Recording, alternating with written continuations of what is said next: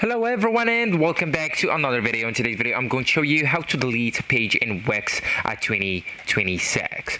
So actually guys, at first you all need to log in and open your site. So you'll need to go to the wix.com and log into your account, and after that just go and click on my site, then select the sites you want to edit. Okay, so after clicking it, you will need to choose the Wix editor or editor X. Right here, I have the Wix editor, okay?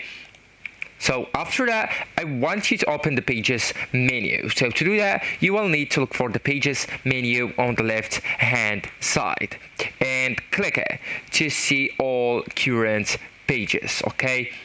So in the pages list, find the page you want to remove and then just click the three dots menu next to the page name, okay? And after that, go and look for delete. It's the last option, and then just click it.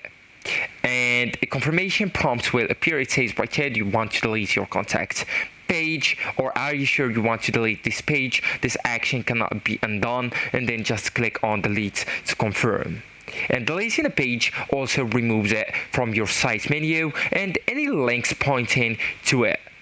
So after deleting a page, you will need to save and publish. So go ahead and click on save to save changes in the editor, and after that go and click on save and continue. Then you will have an option, it says publish, so just click on it to make the deletion live on your site.